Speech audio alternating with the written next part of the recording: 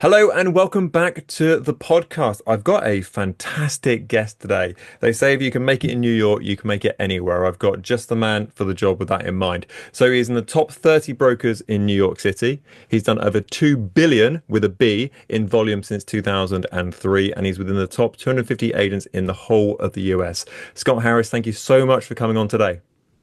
Chris, thanks for having me. Happy to be here. So, talk us through your background. There's a bit of an ongoing joke in the estate agency world in the UK that no one ever wants to be an estate agent. They just kind of end up working in property by default almost. So, talk us through your journey. How did you first get into property back in 2003?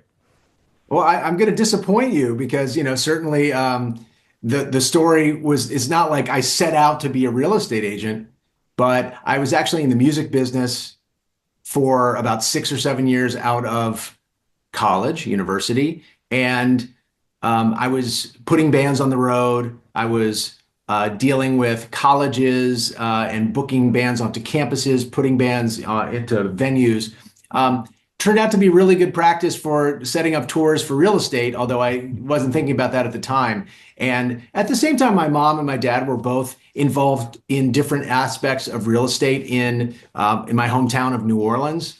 And so I would say that real estate was kind of in the bloodstream. It was something we spoke about around the kitchen table. My mom was the marketing director for a residential real estate company in New Orleans, and my dad is a commercial landlord. So when I came to New York in 2002, I was trying to do some music business things. Ultimately, I said, I need to figure something else out. It really wasn't where it felt like the steam had run out and I was looking for the next thing. And my stepmom said, "Hey, I think you'd be a really good real estate agent." I guess I've never been afraid to take on jobs that have in some corners bad reputations. And I took a shot, said, "Let me try this." And I got my license, and it was like all of the different things I'd ever done professionally or entrepreneurially for that matter, all locked in. I really loved it. This was not something I fell backwards into. When I started doing it, I said, "Wow, this is really fun." I got to help people in a whole new way, but it really scratched the itch that I've always had. I really want to help people. And it's been a really rewarding career. And so, talk me through how that sort of journey sort of takes place. Because obviously, you get your qualifications on the realtor side of things, and then do you start sort of just go straight into the self-employed world with a brokerage? Do you work underneath someone else and you kind of do their sort of low-level stuff for them? Eventually, you kind of work up over time. How does that look? Well, I'd always worked at a company. So working under the umbrella of a large brokerage firm seemed like the right thing to do. I was actually quite surprised, Chris, that when I went to interview at different places, every single place said, "Oh, you went to a great school, you've done all these entrepreneurial things. Here, you can have a seat. Get to work." It's a commission only business. I had been in a commission role when I was putting bands on the road. I was earning my own thing, and I've always been entrepreneurial. So the idea of not having a paid vacation day, in fact, I've never had a day of paid vacation in my whole life. Never worked for someone where they paid me to take time off. So it felt very normal to me, but I did go to work at a firm as my own agent. And then 2 years in, I was doing mostly leasing at the time, and I was very good at it.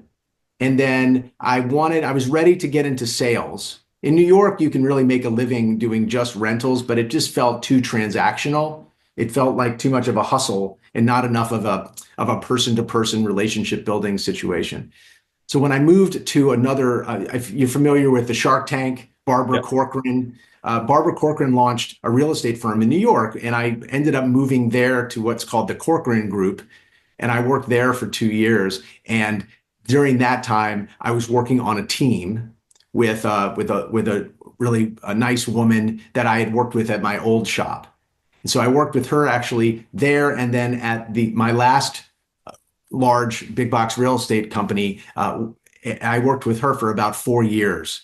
And I wasn't doing her grunt work, but I had the chance to learn a lot about transactions, and it was just a chance to be in more of a team setting because this is a long answer, but the what you find in this real estate world, sometimes you can feel pretty lonely. Like you're doing it, you don't know exactly what you don't know. So working on a team in a team setting, I think gives you a little more entree into all the different things that are going on. And so I worked with her until it became obvious I needed to build my own brand. And then that's when I went out on my own, and then I built a team underneath me. And how, looking back at your time when you first started, how is sort of your kind of lead generation, getting properties to sell with yourself, getting buyers, how has that evolved over time? So I imagine when you first start and you're sort of brand new to the job and sort of to the team, they're kind of like, there's the phone book, best of luck sort of thing. How has things evolved over your role over the years? The easiest way I would answer that is it went from, I would say, more of a systematic outreach where it was inorganic. I was marketing myself, getting leads from people that I didn't really know.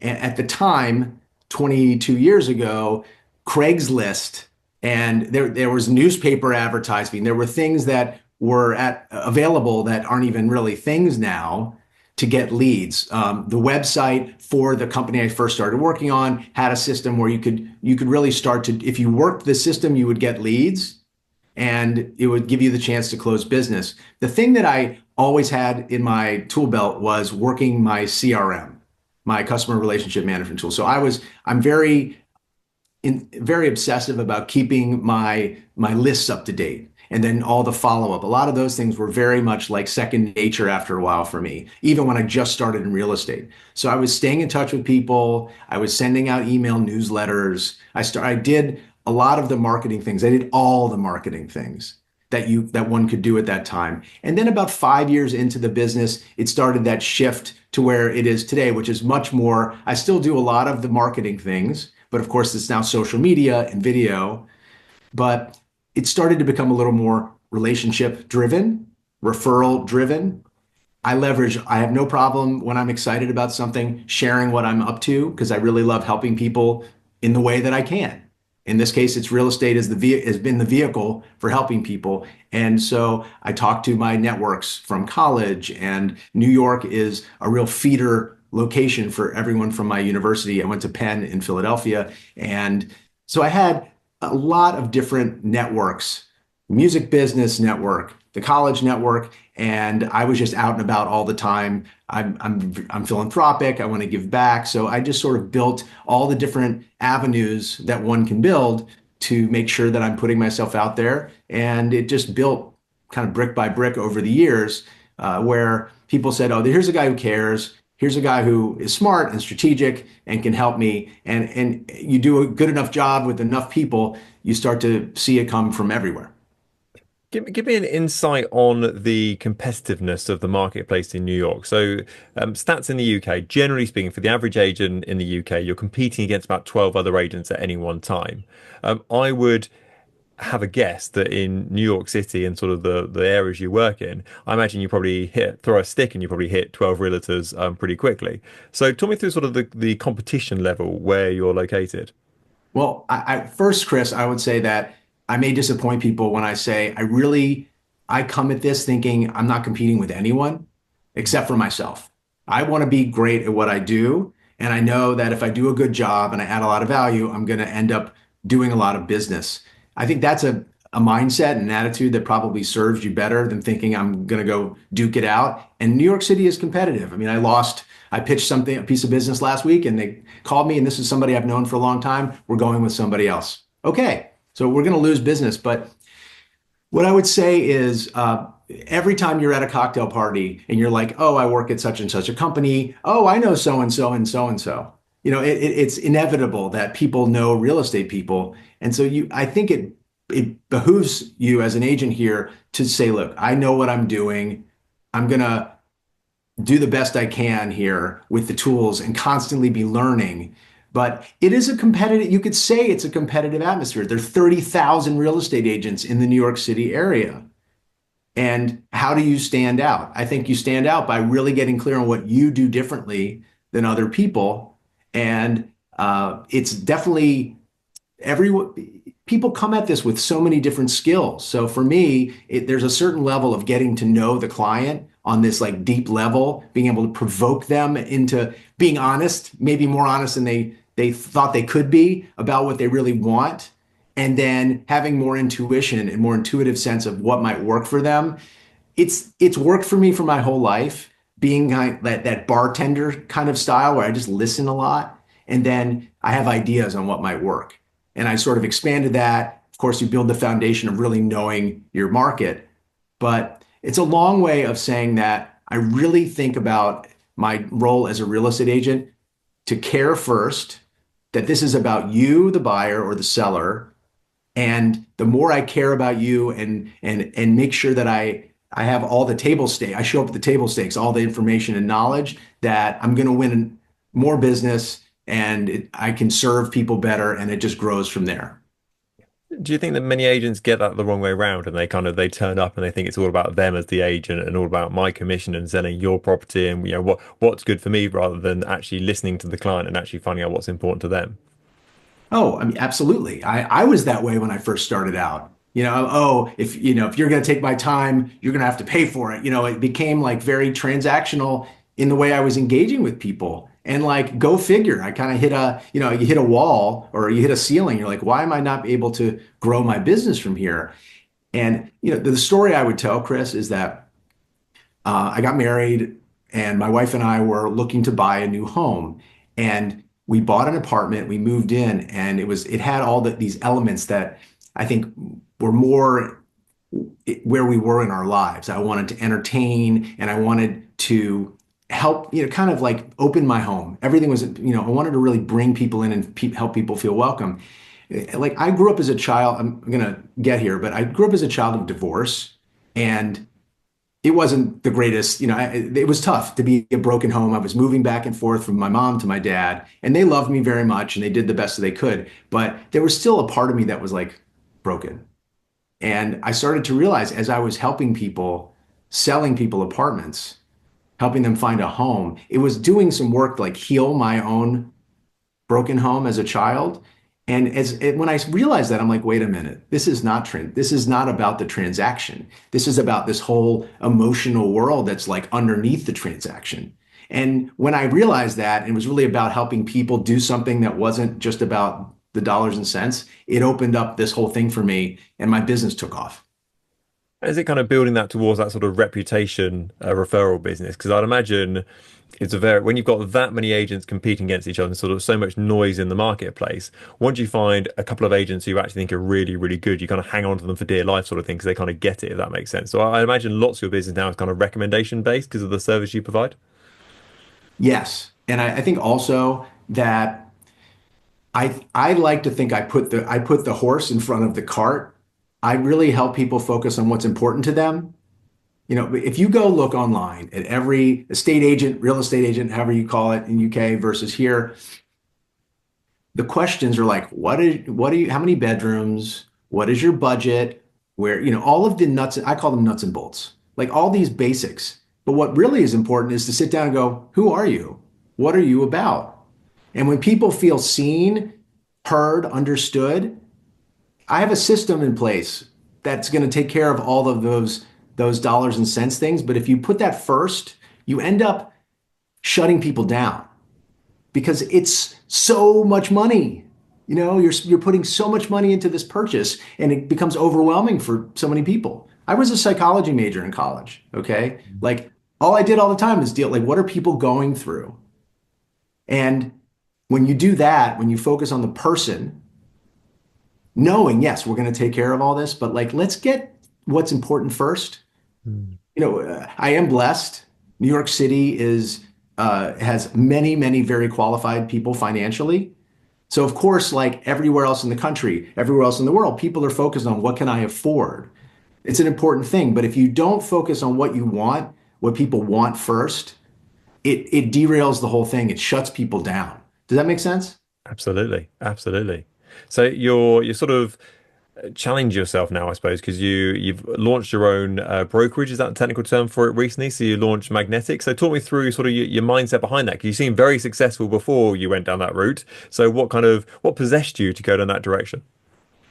I've had to trust my gut at every stage of my life. And I know that when I'm not doing what I'm called to do, I kind of shrivel up. So it's happened over many different chapters of my life.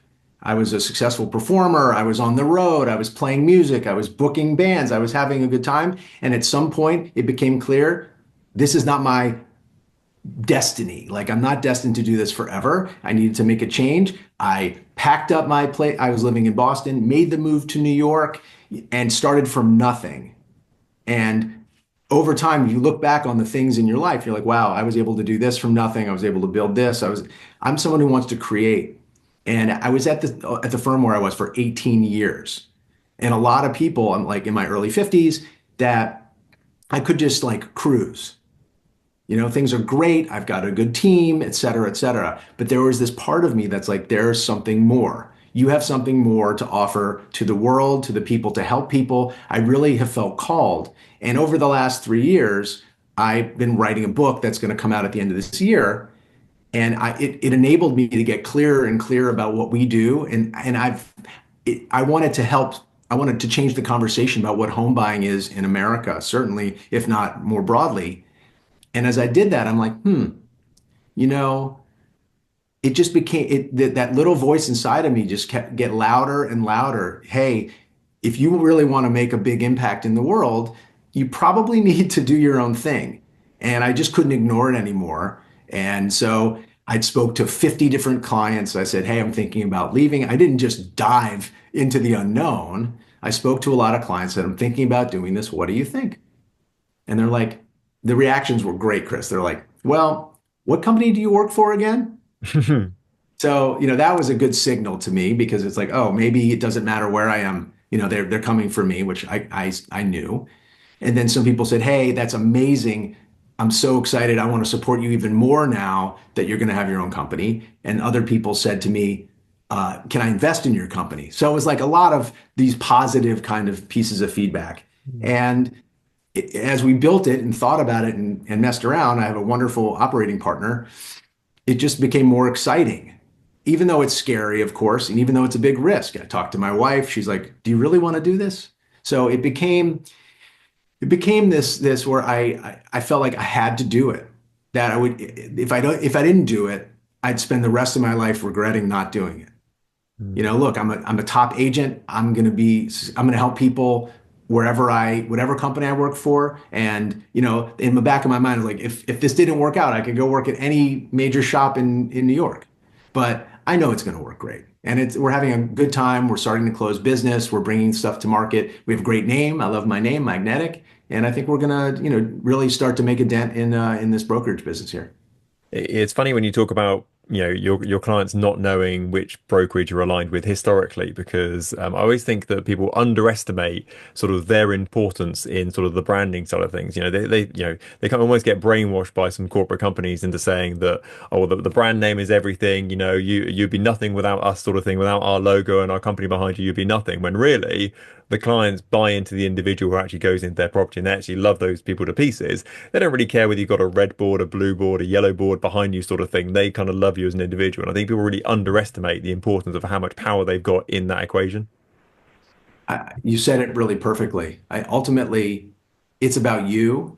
And they say there's a wonderful woman here who sold her business recently and retired. She said the right broker makes all the difference. And I think what she means is the right person makes all the difference. And you can have 5 or 10 people at the same company that would run the process of selling your home in completely different ways. So don't tell me it's the system of the big company. It's about the person and how they are the person the captain of the ship. And that experience is very important. Of course, like I'm not perfect, but like I think we have a really great system that we've created to help people. And I think ultimately, it does make a huge difference whom you hire. And if you look at the top performing agents that you have sort of working either below you now or alongside you historically, what are sort of the key factors apart from sort of being, sort of customer focused and sort of that sort of front end side of it? What are the main factors you think that sort of differentiate the top 20% from sort of the rest, should we say? Well, at some point, what differentiates you is that you're willing to ask a lot of questions. I don't know all the answers. But I know what to ask. The ideas come out. I say, okay, we're trying to figure out what's the right price for this listing. Well, who do I talk to? I ask questions of different agents. What did this sell for? I'm gathering information all the time. I'm naturally a very curious person. I think curiosity is something that a lot of that I don't know everything. Like it's not, but I'm working with enough buyers and enough sellers where in my business, I'm constantly informing the other side with what I'm learning. And this is a market that's always evolving. Every day, it's doing little things, and you have to kind of be tuned in to do that. So I think curiosity is one for that I think all good agents asking great questions to learn more information, to be strategic.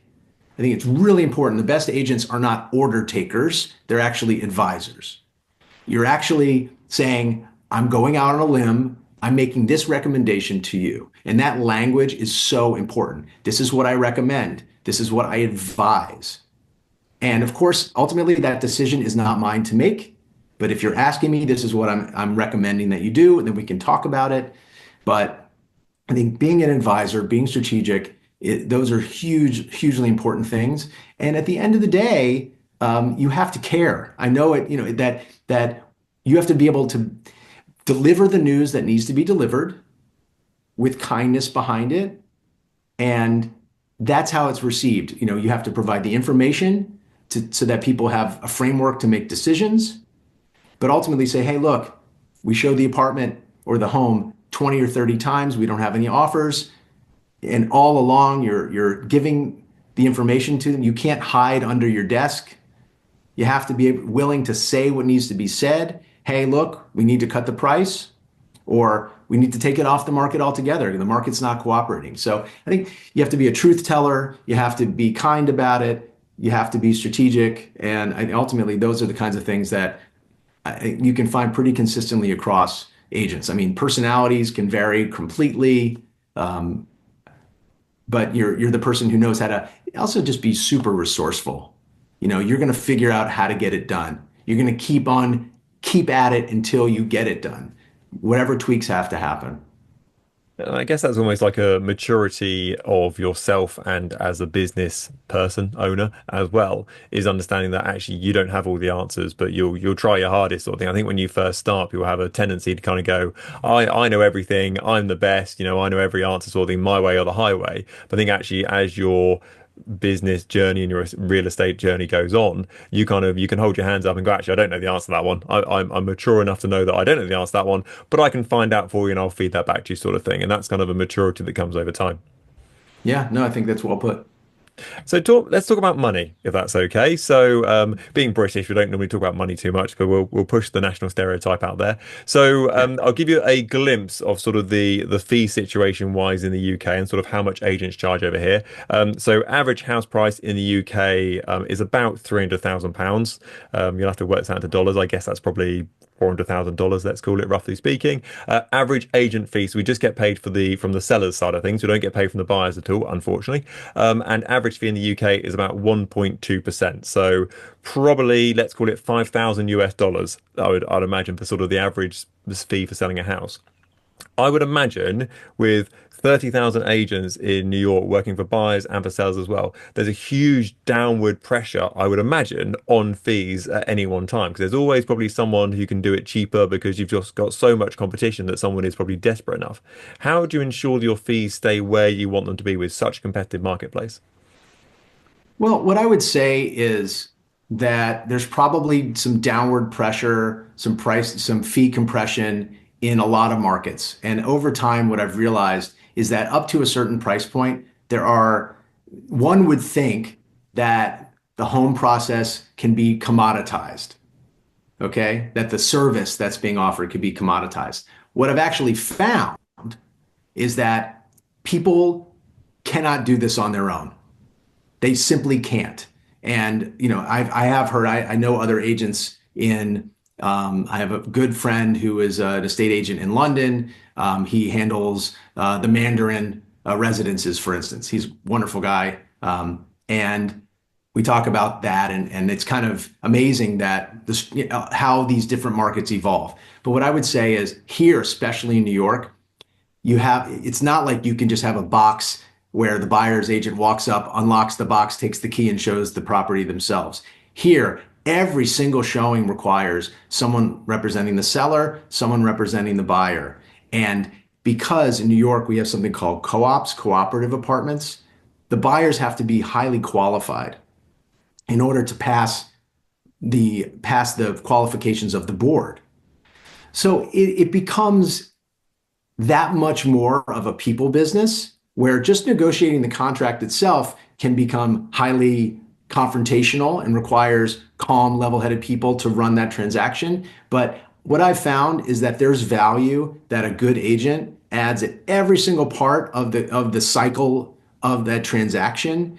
And people have tried again and again to cut commissions here. There have been, I think there Foxtons, that may be a company that has a presence in the UK. Mhm. They tried to come in with a low commission model here, and what they found is it just didn't work because the agents that are good, that might know people who are looking off market, who might have the people who have great connections and who have good relationships in the brokerage community aren't interested. They understand where their value is and they're able to articulate it. But it depends on the price point. There's a certain, and you have to know, like, this is what I'm worth. And if I lose a piece of business because you want a lower commission, good luck. I think ultimately the proof is in the pudding. If I say to somebody, I think I'm worth, say, 2.5% or 3%, and if I bring both sides of the deal together, I'm worth 5 or 6%. You have to be able to say, I know during this transaction, there's going to be a place where my value is clear, right? I'm going to show you. And I could go into lots of details, but like we have somebody from California who had a property on the market for 8 months and didn't sell it with another agent. And I walked in the door and I was like, oh my God, this place needs paint. I needed to put in some more staging items. I actually had an apartment full of staging furniture that I could bring in for free for them. That's a $10,000 value right there.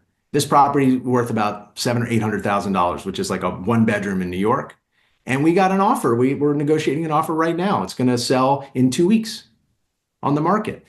That person took 8 months, couldn't do it. And it's not like we shifted the price that drastically. So I think the point is that you have to be able to make the case. And I know it's a long answer, but ultimately, I think that if you can't tell people what your value is, then it will be a race to the bottom. Hmm. Yeah, if you can't explain your value, then you can't expect your clients to explain your value because you should know better than anyone else. Yeah, I mean, we've come in as the fixer. Like we had a client who is a best-selling author, and we were talking to her about how we've helped other clients, like where we're the second, third, fourth agent, and we're the ones who get it done. She's like, so you guys are like the fixers.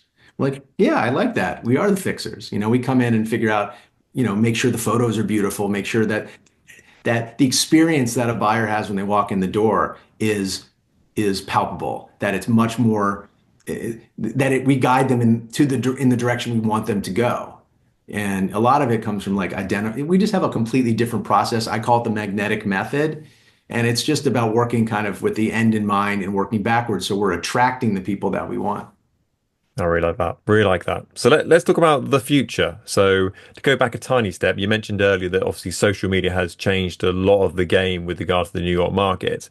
How do you see that kind of changing over time? Because I follow a lot of UK property companies, as you might imagine, on social media. Also, I go out my way to make sure I follow a lot of US companies as well. And there's a remarkable difference between the quality of video content, social media content with the American companies compared to the British companies. And obviously, America is usually kind of a step ahead with regard to most of these things.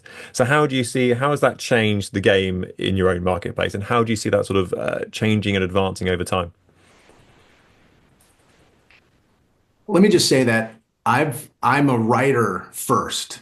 So I've been writing an email newsletter, which sounds like an old-fashioned thing for literally like 15 years. Every month, the consistency of telling people what I'm seeing in the market, talking about real estate, maybe New York City, a little bit of lifestyle and what's fun to go and do and see and eat. listen to, and so on. You have to you have to think about that a lot of people, it's because it's such a visual medium that putting properties online and having video, you're meeting people where they are. So people, I think, want to be inspired by what they see. I think it's like for me, it's a combination of, bringing myself and what I really love to do and my enthusiasm into this. But the future of real estate is really this combination of, like, who people want to know who you are, whether you like it or not. You can't just be this cardboard cutout as a real estate person. You need to share what you're about. And hopefully you're proud of what you're about. I mean, I'm a married guy with 3 children. I love living in Manhattan, and I'm a runner, and I do all these things that some people may not care about, but this is who I am and this is what I bring to the table. And people want to work with people they like. So I think the future is like kind of being open about who you are as it relates to real estate. So I don't know if that makes sense, but that's kind of where I see it. And you just have to say, like, who am I, and try to find the social media pieces that enable you to communicate that. Love that. Scott, you've been absolutely a brilliant guest. Thank you so much for coming on today. It's been absolutely fantastic. If anyone wants to see more of you, hear more about you, know when your book comes out, where should they be going to? Well, the easiest way is just to go to Instagram. I'm Scotty Harris, Scottie Harris, and I'm posting a lot there about our firm that we launched, what we're doing there. If you want to know, like, what are the challenges of growing a boutique brokerage in the middle of Manhattan? We're there, but we're also posting properties, and the book, which is coming out, is called The Pursuit of Home. Where it's already the pre-order. You can go right there on Instagram and see it there. So that's the easiest way to find me. Amazing. Thank you very much. I've checked out your social media a lot. I enjoy your walking down the street, talks to camera. It's very organic, very, very good. So, Scott, thanks so much. You're absolutely brilliant, mate. Thank you so much. You bet. Thanks for having me.